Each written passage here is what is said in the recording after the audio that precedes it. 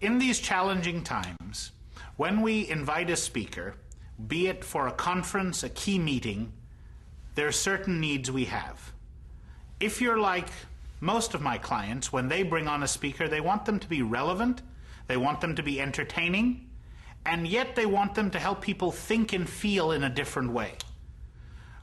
We live in times that are both perilous and exciting.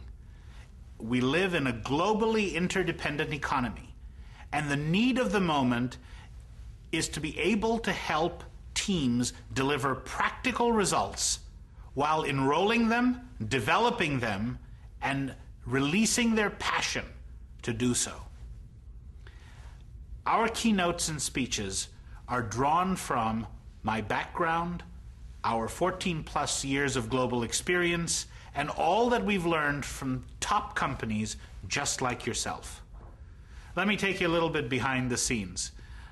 I'm Omar Khan. I was originally born in Egypt. I'm Pakistani originally by nationality. I grew up in New York City and have lived between there, Germany, Kuwait, Saudi Arabia, Holland, England, Japan, Sri Lanka, Singapore, and Dubai. That's just off the top of my head. I may be missing out a few. My apologies if so. Living through experiences in all these countries transforms you. Building relationships, having clients and friends and experiences gives you a perspective on a world that will be far less localized and far more community-based, we hope, than tribal and exclusionary. There are important ideas that flow from those experiences I've had. I had the opportunity to be educated at the universities of Oxford and Stanford. I was one of the early pioneers of a technology, a behavioral change technology called neuro-linguistic programming, or NLP for short. I had the great good fortune to work for years with M. Scott Peck, best-selling author of The Road Less Traveled, and his Foundation for Community Encouragement, which is all about building, transforming relationships in all kinds of contexts across barriers of ideology or race or religion or even just differing viewpoints. Dr. Peck and I co-authored a book which we look forward to launching in the next few years. Alas and sadly, Dr. Peck passed away about a year back, and we're letting that dust settle before the book sees the light of day. The book is called The Nobler Alternative, and it looks at an interesting conundrum. When there is so much talent in the world, why is there so little competence? Why do we seem so far along the road collectively to failure? And what can we do about it? How can we rescue our potential from where it's been relegated? I've had the opportunity to interact with luminaries like Tom Peters. You can read some of their comments in our keynote section and in my profile, with Edward de Bono, with people like Robert Holden in the United Kingdom, and many more.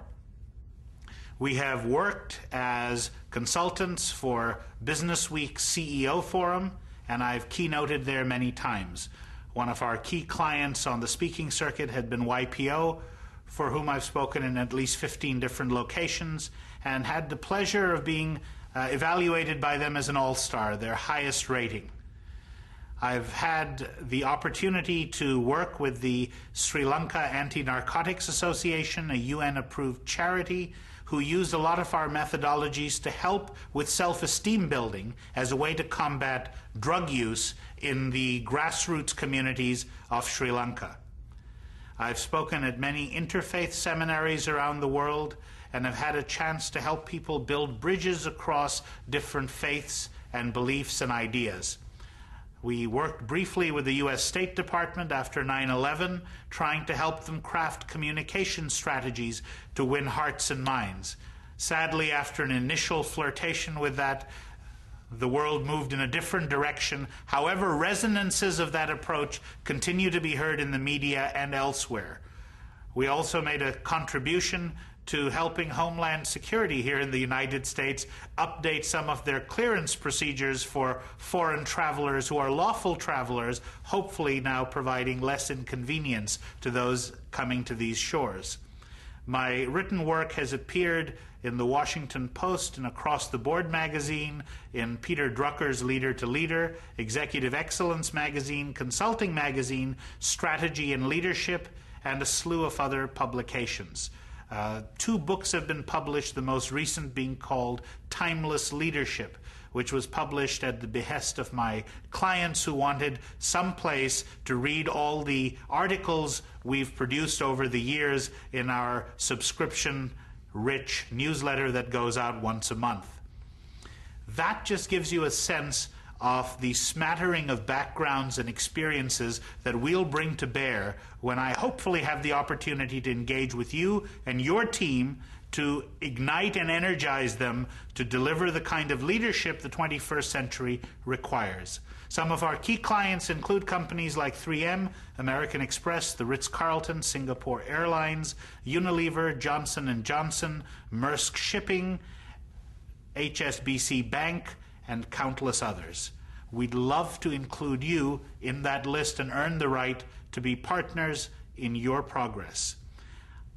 I really believe an opportunity to speak is an opportunity to enter into a dialogue, not just a monologue. And so in the Q&A sessions, we invite people to bring some of their toughest performance challenges so we can tackle them together right then and there. We also enjoy customizing the talk to the biggest challenges you face and building in ways during your conference to let people have conversations about them. I remember not long ago in Silicon Valley doing a keynote for one of the world's top software companies. And I spoke about the fact very dear to my heart, that companies inadvertently kill passion in the people they hire. They hire people brimming with passion. Within a few months, that passion is gone, and then we have a motivational problem on our hands. Each company has its own unique list of passion killers, and there are powerful strategies to remove those passion killers and ignite and release that latent passion. As I said this, the founder of this company, whose name you'd recognize immediately, jumped up, took the mic from me and said, "Sorry to cut into your time." We were live, by the way, to all their employees via a live video cast. He said, "I love that idea. The moment he's done, all of you, send me a list in real time of how we kill passion for each other. And let's make this conference about tackling that." That's just one example of the kinds of ideas that we like to bring into the conversation.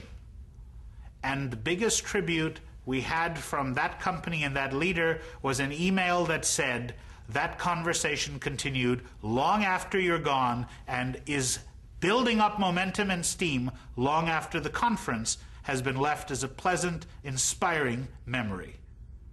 I look forward to working with you, hopefully in the same way. In recent years, the press of client work hasn't allowed me to accept too many keynotes and speeches. But we're now transitioning into having these type of opportunities available. We've cleared space in the calendar in the coming year. Contact us. It would be fun to partner together.